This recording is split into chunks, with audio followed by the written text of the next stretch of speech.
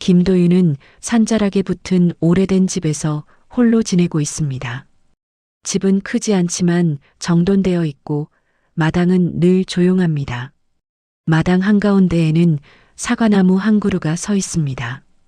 그 나무는 다른 나무보다 유난히 굵고 가지가 낮게 퍼져 있습니다. 도윤은 아침마다 마당에 나와 그 나무를 바라봅니다. 특별한 이유는 없지만 그렇게 해야 하루가 시작되는 느낌이 듭니다. 이 사과나무는 아버지 김정우가 심은 나무입니다.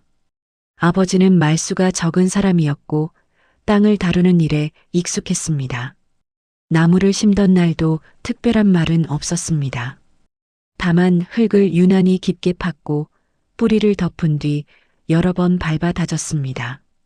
그 모습이 도윤의 기억에 선명하게 남아 있습니다. 도윤은 나무 아래 흙을 정리하며 잠시 손을 멈춥니다. 흙이 다른 곳보다 단단하다는 느낌이 들었기 때문입니다. 그는 고개를 갸웃하지만 곧 대수롭지 않게 넘깁니다. 오래돼서 그렇겠지요. 도윤은 혼잣말처럼 낮게 말합니다. 그 말은 누구에게 들려주기 위한 것은 아닙니다. 마을은 조용한 편입니다. 이웃들은 도윤을 보면 먼저 인사를 건넵니다. 혼자 지내기 불편한 건 없으신지요? 필요한 거 있으면 말씀하시죠. 그런 말들이 이어집니다. 말투는 공손하지만 시선은 오래 머물지 않습니다. 도윤은 그 점이 늘 마음에 걸립니다. 친절과 거리감이 함께 느껴지기 때문입니다. 낮 동안 도윤은 집안 정리를 하고 오래된 물건들을 살핍니다. 아버지의 사진도 몇 장 발견합니다. 사진 속 아버지는 늘 같은 표정입니다. 웃지도 화내지도 않는 얼굴입니다. 도윤은 그 표정을 한참 바라보다가 서랍을 닫습니다. 해가 기울 무렵 산 쪽에서 바람이 불어옵니다. 나뭇잎이 흔들리며 낮은 소리를 냅니다. 도윤은 잠시 발걸음을 멈추고 산을 바라봅니다. 최근 며칠 사이 마을에서 이상한 소문이 돌고 있습니다. 야생동물이 내려왔다는 이야기입니다. 곰일지도 모르겠죠. 낮에 들은 말이 떠오릅니다. 도윤은 그 말을 곧 잊으려 합니다. 이곳은 늘 조용했고 큰일은 없었습니다. 그는 다시 사과나무를 바라봅니다. 나무는 아무 말도 하지 않고 서 있습니다. 하지만 그 고요함이 이상하게 무겁게 느껴집니다. 다음 날 아침 마을은 평소보다 일찍 움직이기 시작합니다. 논두렁과 밭 가장자리에 사람들이 모여 있습니다. 발자국과 부러진 울타리가 눈에 띕니다. 짐승의 흔적은 큽니다. 발자국은 깊고 방향은 산에서 마을 쪽으로 이어져 있습니다. 사람들은 낮은 목소리로 상황을 정리합니다. 표정은 굳어 있고 말수는 적습니다. 박영수 이장은 현장을 둘러봅니다. 그는 손에 장갑을 끼고 흔적을 가만히 살핍니다. 잠시 뒤 고개를 듭니다. 지나가다 생긴 일일 수도 있죠. 그의 말은 조심스럽지만 단정적입니다.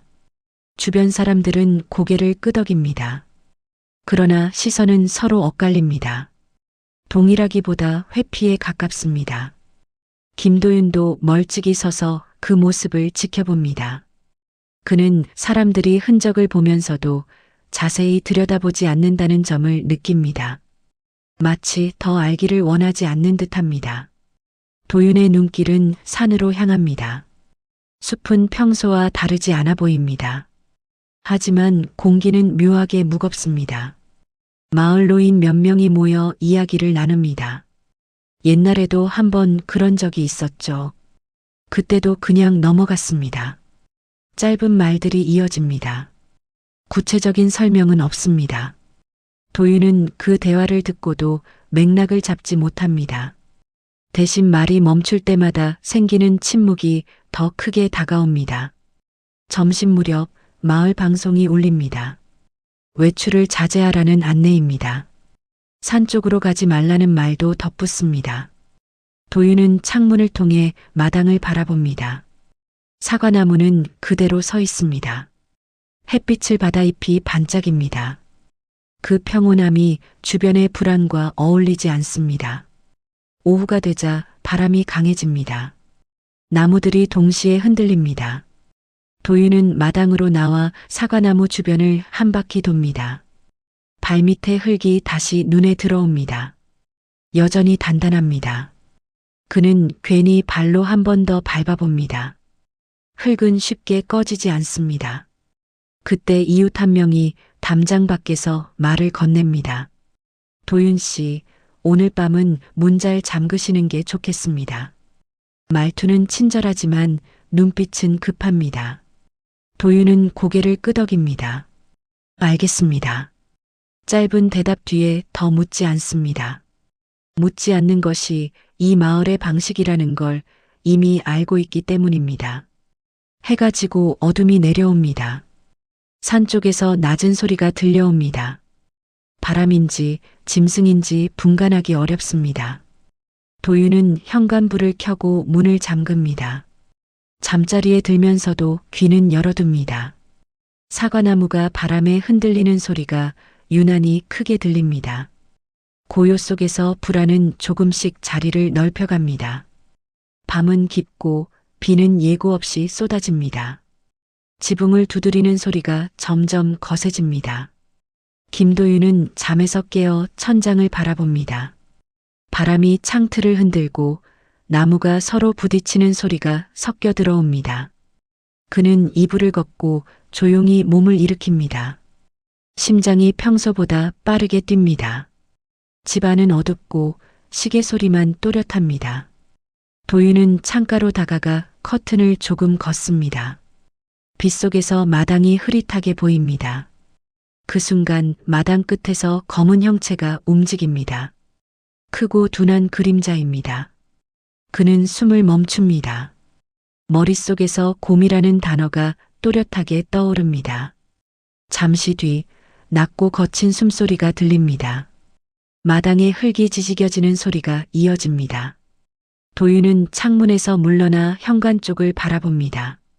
문은 잠겨 있습니다. 설마 여기까지 오겠습니까? 그는 자신에게 그렇게 말해봅니다. 하지만 손은 떨리고 있습니다. 밖에서 갑작스러운 충격음이 울립니다. 무거운 것이 부딪히는 소리입니다. 곧이어 나무가 갈라지는 소리가 들립니다. 도윤은 다시 창가로 다가갑니다. 빗속에서 사과나무가 크게 흔들리고 있습니다. 곰의 몸이 나무에 밀착되어 있습니다. 나무는 버티려 하지만 뿌리가 조금씩 드러납니다. 결국 큰 소리와 함께 사과나무가 쓰러집니다. 땅이 갈라지고 흙이 튀어오릅니다. 도윤은 숨을 들이마십니다. 마치 오래 붙잡고 있던 무언가가 한순간에 무너지는 느낌입니다. 곰은 쓰러진 나무 주변을 잠시 맴돕니다. 발로 땅을 파헤치며 냄새를 맡습니다. 그때 흙 속에서 단단한 것이 드러납니다. 빗물에 씻겨 금속 표면이 반짝입니다. 곰은 그것을 한 번 더 긁어낸 뒤 더 이상 관심을 보이지 않습니다. 곧 방향을 틀어 숲 쪽으로 사라집니다. 발소리는 점점 멀어집니다.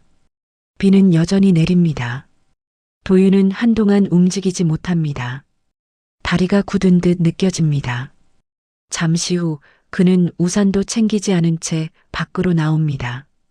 비를 맞으며 쓰러진 사과나무 앞에 섭니다. 나무의 뿌리는 흙과 함께 완전히 드러나 있습니다. 도윤은 땅속에 박힌 금속 물체를 바라봅니다. 상자처럼 보입니다. 그는 손을 뻗었다가 멈춥니다. 심장이 다시 빨라집니다. 이런 게 왜 여기에 있습니까? 낮게 중얼거립니다. 그 말은 빗소리에 묻혀 사라집니다. 마당은 엉망이 되었지만 이상하게도 소리는 점점 줄어듭니다.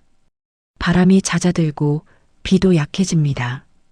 도윤은 금속 상자와 쓰러진 나무를 번갈아 봅니다. 이 밤이 단순한 사고로 끝나지 않을 것임을 직감합니다. 사과나무가 쓰러진 자리는 이제 더 이상 숨길 수 없는 무언가를 드러내고 있습니다. 비는 새벽이 되어서야 그칩니다. 마당에는 무릉덩이가 여기저기 남아 있습니다. 쓰러진 사과나무는 옆으로 누운 채 움직이지 않습니다.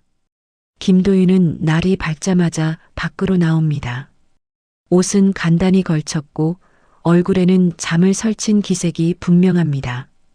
그는 나무 곁으로 다가가 천천히 주변을 살핍니다. 뿌리가 드러난 자리 아래에서 금속 상자가 분명하게 보입니다. 흙과 진흙이 덕지덕지 붙어 있습니다. 도윤은 숨을 고르고 상자를 만져봅니다. 차갑고 단단한 감촉이 전해집니다. 오래 묻혀 있었던 물건임이 분명합니다. 그는 삽을 가져와 주변 흙을 조심스럽게 파냅니다. 흙은 예상보다 쉽게 무너집니다. 상자를 꺼내는 동안 도윤의 시선은 작고 사과나무의 뿌리로 향합니다. 뿌리는 상자를 감싸듯 퍼져 있습니다. 마치 이 자리를 지키고 있었던 것처럼 보입니다. 도윤은 그 모습에 설명하기 어려운 불편함을 느낍니다. 아버지가 나무를 심던 날의 모습이 떠오릅니다. 흙을 깊이 파고 여러 번 밟아다지던 모습입니다. 잠시 후 마을 사람들이 하나둘 모여듭니다. 소문은 빠르게 퍼진 듯합니다. 사람들은 쓰러진 나무보다 상자에 더 많은 관심을 보입니다. 하지만 아무도 먼저 다가서지는 않습니다. 모두 일정한 거리를 유지한 채 바라볼 뿐입니다. 그 침묵 속에서 시선만 오갑니다. 박영수 이장도 모습을 드러냅니다. 그는 상자를 보는 순간 발걸음을 멈춥니다. 얼굴이 굽고 눈썹이 미세하게 떨립니다. 그는 주변을 한번 둘러본 뒤 도윤을 봅니다. 짐승이 파헤친 것 같군요. 짧은 말입니다. 그러나 그 말은 상황을 덮으려는 의도가 분명합니다.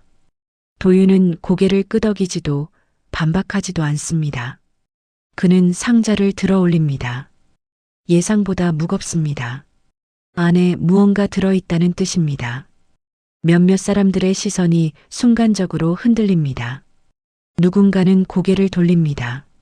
누군가는 손을 꽉 쥡니다. 도윤은 상자를 집 안으로 옮깁니다. 아무도 말리지 않습니다. 말리지 않는다는 사실 자체가 이상합니다. 마당에 남은 사람들은 서로를 바라보다가 하나둘 흩어집니다. 마치 오래전에 약속된 순서처럼 움직입니다. 집안은 조용합니다. 도윤은 상자를 방 한가운데 내려놓습니다.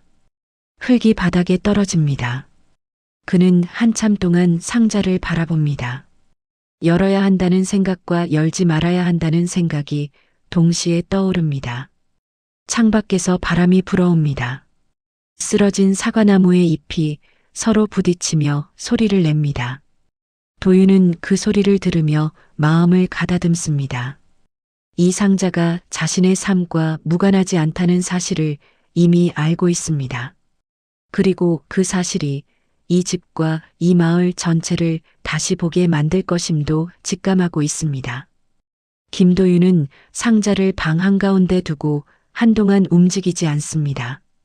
상자는 낡았지만 단단해 보입니다.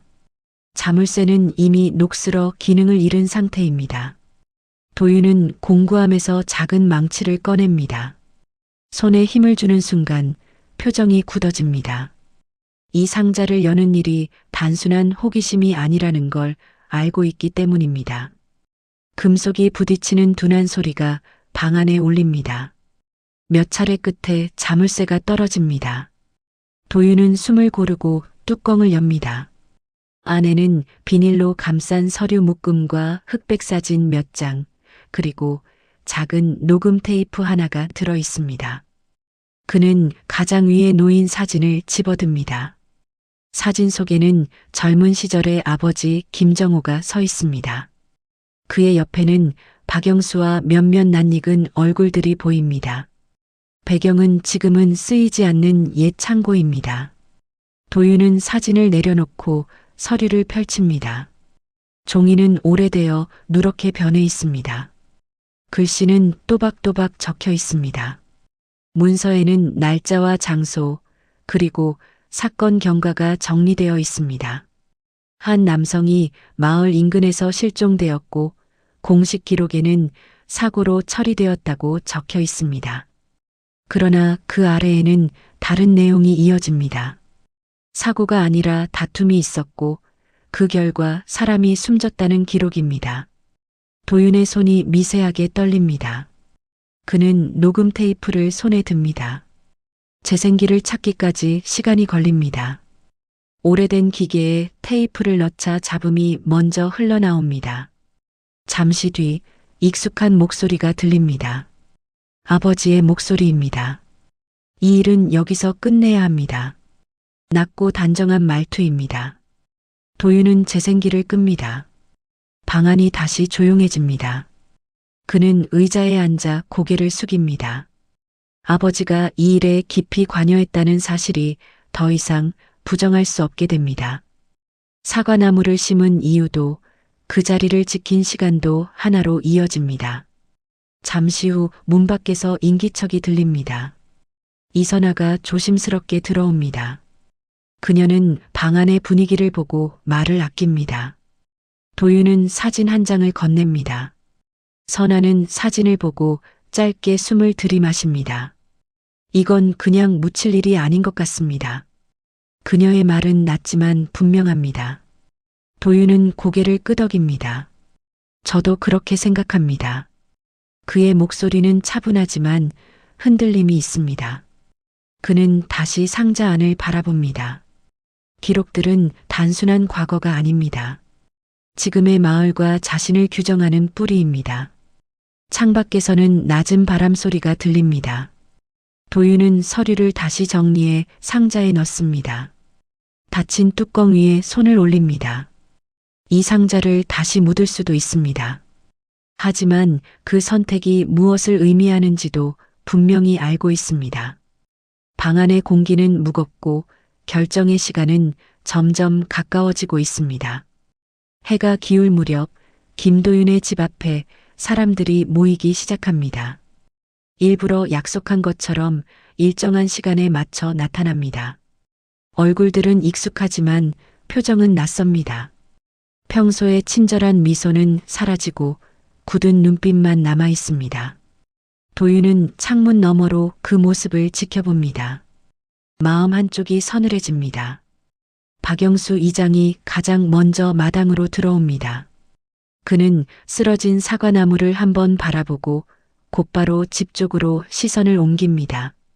뒤이어 몇몇 마을 사람들이 따라옵니다. 누구도 큰 소리를 내지 않습니다. 발걸음도 조심스럽습니다. 이 자리가 일상적인 방문이 아니라는 사실을 모두 알고 있기 때문입니다. 도윤은 문을 열어줍니다. 사람들은 거실에 들어서자마자 상자가 놓여있던 방을 힐끗 봅니다. 이미 안에 무엇이 있는지 알고 있다는 눈치입니다. 박영수는 잠시 주변을 둘러본 뒤 입을 엽니다. 괜한 일로 마을을 시끄럽게 만들 필요는 없지 않겠습니까? 말투는 부드럽지만 선택지는 하나뿐이라는 뉘앙스가 담겨 있습니다. 다른 사람도 말을 보탭니다. 예전에도 다들 그렇게 넘겼습니다. 지금까지 별일 없이 살아왔지요. 그 말들은 설득처럼 들리지만 실은 압박에 가깝습니다. 도윤은 그 말을 들으며 사람들의 손을 봅니다. 주먹을 쥔 손, 무릎 위에서 꼼지락거리는 손가락들이 긴장을 드러냅니다. 도윤은 잠시 침묵합니다. 그 사이 선아가 한 걸음 앞으로 나섭니다. 이건 개인 문제가 아닙니다. 그녀의 목소리는 크지 않지만 또렷합니다. 몇몇 사람들의 시선이 선아에게로 옮겨갑니다. 불편함이 그대로 드러납니다. 외부자의 말은 이 자리에 어울리지 않는다는 표정입니다. 박영수는 고개를 젓습니다. 선의로 한 일이었습니다. 그는 아버지의 이름을 직접 언급하지는 않지만 모두가 그를 떠올립니다. 도윤은 그 순간 가슴이 조여오는 것을 느낍니다. 아버지의 선택이 이 자리를 만들었고 지금은 자신이 그 자리에 서 있습니다. 사람들은 마지막으로 도윤을 바라봅니다. 선택을 재촉하는 눈빛입니다. 마을의 평온과 개인의 양심을 저울에 올려놓은 시선입니다. 도윤은 고개를 숙였다가 천천히 듭니다. 조금만 시간을 주십시오. 그 말은 타협이 아니라 결정을 위한 최소한의 여유입니다. 사람들은 더 말하지 않고 자리를 뜹니다. 마당에는 다시 고요가 내려옵니다. 하지만 그 고요는 이전과 다릅니다. 도윤은 문을 닫고 깊게 숨을 내쉽니다. 집안의 공기가 무겁게 가라앉습니다. 밤이 되자 숲 쪽에서 낮은 소리가 다시 들려옵니다. 바람과는 다른 리듬입니다. 도윤은 창가에 서서 어둠을 바라봅니다. 그는 이제 이 소리가 단순한 위협이 아니라는 생각을 하게 됩니다. 침묵을 강요받는 순간마다 자연은 다른 방식으로 신호를 보내고 있습니다. 밤은 깊어지고 마을의 불은 하나둘 꺼집니다. 김도윤은 잠자리에 들지 못한 채 집안을 서성입니다. 낮에 있었던 일들이 머릿속에서 반복됩니다. 사람들의 눈빛과 말투가 쉽게 지워지지 않습니다. 그는 상자가 놓인 방 앞에 서서 잠시 멈춥니다. 문을 열지는 않습니다. 이미 안에 무엇이 있는지 너무 잘 알고 있기 때문입니다. 밖에서 다시 소리가 들립니다. 이번에는 분명한 발소리입니다. 느리고 무겁습니다. 도윤은 현관불을 켜고 창문을 통해 마당을 바라봅니다. 달빛 아래 커다란 그림자가 움직이고 있습니다. 곰입니다. 지난밤보다 훨씬 차분해 보입니다. 공격적인 움직임은 없습니다. 곰은 마당 한가운데 사과나무가 쓰러져 있던 자리 근처에 멈춥니다. 땅을 킁킁거리며 냄새를 맡습니다. 도윤은 숨을 고르며 그 모습을 지켜봅니다. 두려움이 없는 것은 아니지만 공포로 몸이 굳지는 않습니다. 이상하게도 마음 한쪽이 또렷해집니다. 곰은 고개를 들어 집 쪽을 바라봅니다. 두 눈이 잠시 창문과 마주칩니다. 도윤은 그 시선을 피하지 않습니다. 그 순간 이 존재가 자신을 해치러 온 것이 아니라는 생각이 듭니다. 곰은 잠시 서 있다가 발로 땅을 한번 긁습니다. 사과나무가 있던 바로 그 자리입니다. 곰은 더 이상 아무것도 파지 않습니다. 소리를 내지도 않습니다. 마치 이미 할 일은 끝났다는 듯 행동합니다. 도윤은 그 모습을 보며 아버지를 떠올립니다. 아무 말 없이도 선택을 요구하던 그 침묵의 방식이 닮아 있습니다. 곰은 천천히 몸을 돌립니다. 숲 쪽으로 몇 걸음 옮긴 뒤 다시 한번 마당을 돌아봅니다. 그리고 어둠 속으로 사라집니다.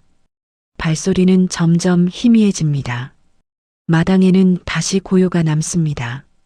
도윤은 한동안 창가에 서 있습니다. 심장은 차분하게 뛰고 있습니다. 그는 그제야 자신이 이미 결정을 내렸다는 사실을 깨닫습니다. 이 밤은 경고였고 확인이었습니다. 더 미룰 수 없다는 신호입니다. 도윤은 상자가 있는 방으로 들어갑니다. 불을 켜고 상자 앞에 앉습니다. 서류와 사진을 다시 꺼내 정리합니다. 손놀림은 느리지만 망설임은 없습니다. 창밖에서는 바람 소리만 들립니다. 곰의 흔적은 없습니다. 도윤은 마지막으로 사과나무가 있던 방향을 바라봅니다.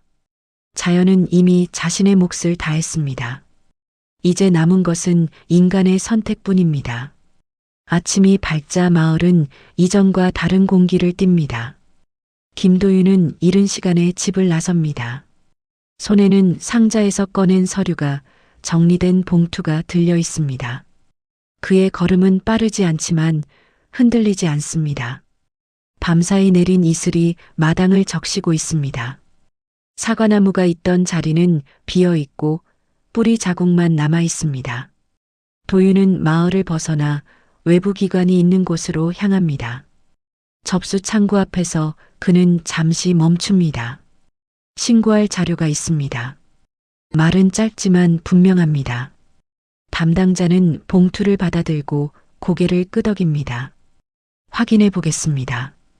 그 대답은 절차적이지만 되돌릴 수 없는 시작을 의미합니다. 며칠 뒤 마을에는 낯선 차량들이 드나듭니다. 조사관들이 기록을 확인하고 사람들을 불러 이야기를 듣습니다. 박영수와 몇몇 인물들은 굳은 얼굴로 집을 나섭니다. 누군가는 도윤을 바라보며 고개를 돌립니다. 누군가는 짧게 한숨을 쉽니다. 마을은 더 이상 하나의 목소리를 내지 못합니다. 사과나무는 결국 완전히 제거됩니다. 뿌리까지 정리된 자리는 텅 비어 있습니다. 도윤은 그 앞에 서서 잠시 묵념하듯 고개를 숙입니다. 이제는 괜찮습니다. 그는 낮게 말합니다. 그 말은 누구에게 들려주기보다는 스스로에게 하는 말에 가깝습니다. 며칠 후 작은 묘목 하나가 그 자리에 심어집니다. 마을 공동의 결정은 아니었습니다. 도윤이 직접 가져온 나무입니다. 이선아가 옆에서 조용히 돕습니다. 잘 자랄 겁니다. 그녀가 말합니다. 도윤은 고개를 끄덕입니다. 시간이 필요하겠지요. 마을은 이전의 평온을 잃었습니다. 그러나 설명할 수 없는 무게는 조금 가벼워집니다. 사람들은 여전히 말을 아끼지만 눈을 피하지는 않습니다. 침묵의 성격이 달라진 것입니다. 산 쪽은 다시 고요합니다. 곰이 나타났다는 이야기는 더 이상 들리지 않습니다. 숲은 아무 일도 없었다는 듯 제자리를 지킵니다. 자연은 스스로 개입한 뒤 물러난 모습입니다. 도윤은 집으로 돌아와 마당을 바라봅니다. 새로운 묘목이 바람에 살짝 흔들립니다. 그는 그 모습을 오래 지켜봅니다. 숨겨진 것은 없고 남은 것은 책임뿐입니다. 그리고 그 책임 위에서 그는 이곳에 계속 살아가기로 선택합니다.